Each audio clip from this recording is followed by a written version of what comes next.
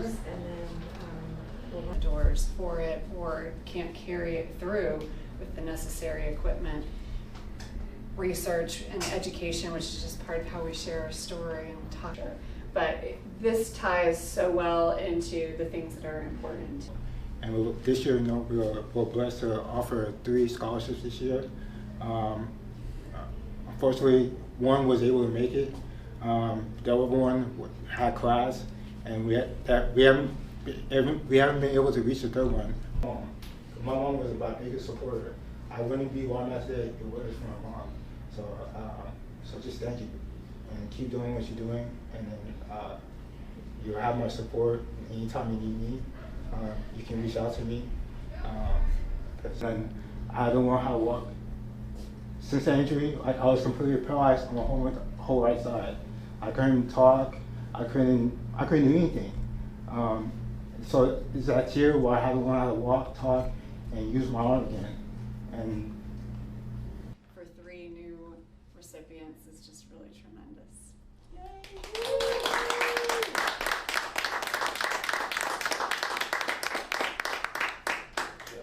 And we get to hold the check with some of the photos too. So stay tuned for more of that. You know, he is here for you all, and it is a larger community where we want to always.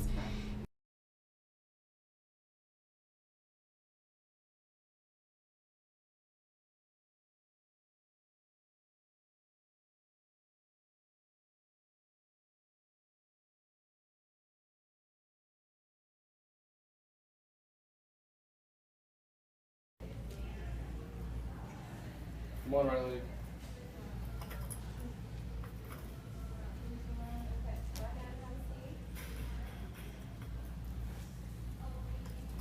How many more are you gonna do?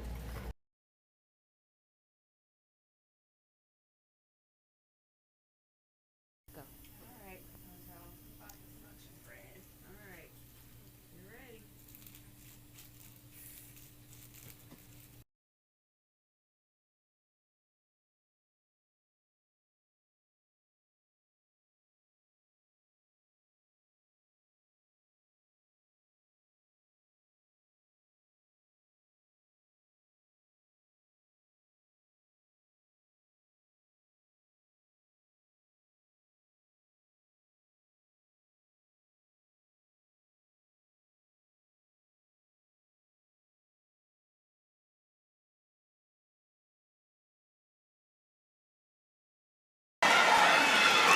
Dontel Gerard Jones, Jr.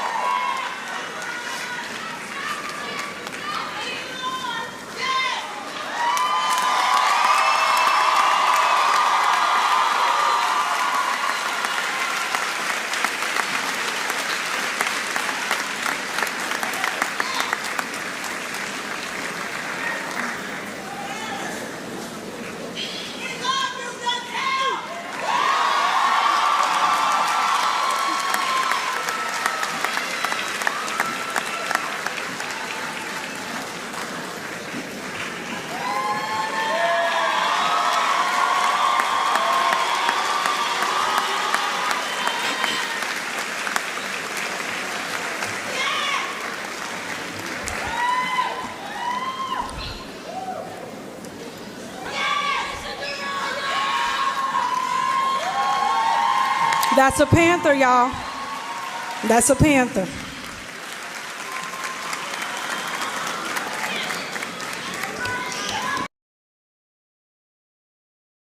I think it's a tremendous opportunity when someone who's been through our entire care continuum, like Kel has been, is able to be on the other side of that inpatient rehab, outpatient therapy, strength and limited wellness program care, and then wants to give back to people that don't have access to the same time in therapy or the same equipment access. He embraced that need and then found a way to raise funds through the Kel Strong Foundation and bring that back to those people that we serve. I can't imagine a better way to sort of bring everything full circle. The funds that Kel shares with these patients and families in need are helping to support physical therapy, occupational therapy, speech-language pathology. It could be neuropsychology visits, different types of therapeutic visits that just help them gain their skills, get back to life as independently as possible, and be included in their communities as independently as possible. So really amazing therapy visit support. And if that's not a need, then having the funding to support equipment needs that we know can be underfunded with different resources that exist. Across our communities, we know that many people don't have the means to be able to have access to care or get all of the equipment that they might need. And this exists, not just in rehabilitation, but throughout healthcare. And donated funds, people that want to give, it's that extra resource that wouldn't exist potentially in any other way. So it's critical, I think, to that care, and it's critical to building new things that maybe didn't exist in the past that don't have a specific funding source. I think Kel is such a tremendous person. His humanity and his spirit of giving and seeing opportunities for people with disabilities to just serve as role models, to have jobs, to be seen in their communities. And that's so important to our role at TIRR for championing inclusion. And I see that he embodies that through and through. He's just such a great human being. Well, my story is, about December 3rd, 2014. I was brutally attacked while I was working for my dad's family business in Nigeria.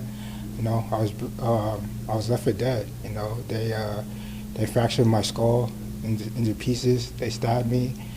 They knocked some of my teeth out, and nobody thought I was going to make it in my family in Nigeria. Nobody thought I was going to make it. Any moment, they're ready to call my parents back home in Houston and tell them your son didn't make it. But luckily, I didn't even know this was possible, but they did my first brain surgery in Nigeria. That saved my life. That got me stable enough to where my dad was.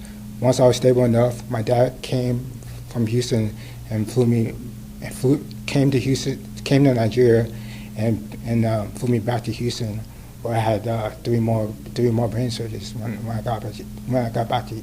I got back to Houston.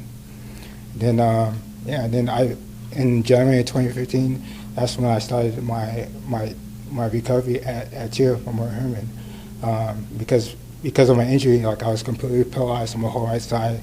I couldn't talk, and I was paralyzed. So it's surpassed. As you can see, my recovery is still a work in progress. But over the past 10 years, I've learned how to walk. I can walk again. I can talk again, and I'm able to do things that I didn't think that would be possible. So that's my story in a nutshell. So that was big. How I got into that is my therapy team at TIRR, because they knew how competitive. Because before my injury, I was a top tennis player, but because of my injury, I couldn't be competitive. I couldn't play tennis anymore. But knowing that, I was taking good care of my body, and I was still exercising because of therapy, and my my team at therapy, my team at TIRR knew that and knew how competitive it was. So then one day, I think it was in 2019, they said, "Hey, why don't you consider bodybuilding?" But I was like, "No, look at me, I'm disabled. I can't do that." And then when they said, they have categories for people with disabilities, known as adaptive category. So once I looked into it, I said, okay, let's do it, because I didn't think I could be competitive in anything. So we started training even harder. And in 2020, I entered my first competition, but I was the only bodybuilder. I was the only adaptive category. I was the only adaptive bodybuilder so I was going against myself. But knowing the competitive, I didn't want to go against myself. So I asked, "Hey, can I join the other people, the regular people?" Like, yeah. So I did, and I got second to my surprise. So once I saw that, I was like, okay, I'm locked in. So I trained even harder. In 2021, that's when I won a show, making me a professional bodybuilder despite my disabilities and brain injury. So the foundation, so two of my friends from high school that are involved in the foundation that weren't able to be here today, they're the one that put the idea in my head that, hey, I should do something with my story. I should do something bigger. But at the time, I was a little hesitant because I wanted to focus on my recovery. But they said, no, we can start small and we can grow as time goes on. And I thought about it, I was like, okay, when they said that, okay, let's do it. But this is a true passion of mine, because even I've been at TIRR for like close to 10 years. So people have come up to me and patients here, and they tell me, oh, I don't have insurance, or my insurance is only giving me like 5 or 6 visits for the whole year, which is nothing. And I don't feel like insurance know what's all involved when we're coming from brain injury. Because they think it's just in and out, which is not. It's very expensive, and I don't feel like outside of health insurance, which is not always good, there are not enough resources where someone can go to get help with brain injury rehabilitation. So I wanted to fill that void. So that's what my foundation does. We fill that void, and we provide financial assistance for treatment for people that need it. Oh man, it's my why. It's why I do what I do. It's why I fundraise like I do. It's why I get up every day to do the things I do for moments like this. Because I know how important it is to have that support, especially that financial support for treatment. I know how important it is, and I know not everybody has access to it. So if I'm lucky to be in a position where I can be able to help people like Dante. So I just want to pay it forward, because I feel like that's a big reason why God saved my life. He's not done with me. I started to fulfill his purpose, and I feel like I'm fulfilling his purpose. Helping people like Dante with his scholarship. They can go to our website. Our website is www.kelstrongfoundation.com. So you can find out you can read about recipients that we've helped in the past. You can read more about our mission, our cause, and you can donate. So again, that's kelstrongfoundation.com. Dontel is my baby. On August 15th, he was involved in a car accident. Prior to that, he was just a typical teenager. He played basketball, outside, of course, video games. He had just obtained his first job at, where was it? Wingstop. And unbeknownst to me, he loved it. He would come home every day smelling like fried chicken. And I hated chicken after that, but it's okay. But he was just a typical teenager. Going into his junior year of high school, he was involved in a car accident, and he sustained a traumatic brain injury. I was devastated. Initially, when I got the call, I was like, no, he's where he's supposed to be. He's playing basketball, because I immediately checked his location, and he was exactly where he was supposed to be. When I called his phone and a lady answered, I lost it. I work from home, so I was lucky enough to be home when it happened. I grabbed my purse and I was running out the door. Had to make a U-turn and put some clothes on because, hey, I work from home. And my oldest son just so happened to be at home, and he said, "Mom, you have to calm down. Tell me what's going on so we can go." The hospital from my house is about 10 minutes. Well, the police sent me to the wrong hospital. So when I got there, nobody knew what was going on. So I rerouted all my family to the hospital where he was, and when I got there, my sister was standing in line waiting. I said, "What are you waiting on?" She said, "They told me I have to wait." I said, "No, we're not waiting. Y'all are going to stop, and you're going to tell me where my child is." He's 15, and he was brought here as an unidentified male. What's going on? So when the nurses came out, they took me to the room, and they explained that he was in surgery because he had a really pretty bad accident and a pretty bad brain injury. He has made tremendous progress. He can eat by mouth, just a little bit, but it's pureed foods. We have a communication system with his arm. He'll go down for yes, bring it in for no, and sometimes you'll get a thumbs up. He does also have a Dynabox, which is a video eye gaze system where he can communicate with that as well. It's going to open so many doors. He's going to be able to extend his therapy at TIRR. When you have insurance, what happens is they limit you. This is limitless, so it's going to help us big time. Oh, he's amazing. He's phenomenal. For him to also go through a journey like this and be able to give back is dear to my heart. My hopes is for him to be back like he was, but better. I tell his friends that you guys are on the same journey. His is just a little different course. You have to give him just a little bit more time, but he's going to get there. He's going to walk again. He's going to talk again. And he's going to graduate college. He's going to get that chemical engineer degree that he was destined to get. And I'm going to stand beside him and stick beside him no matter what. Everything that we've endured spoke volume that day. For him to be able to get up and walk, to receive his diploma, that was one of the goals that we went back to TIRR Phase 3 with.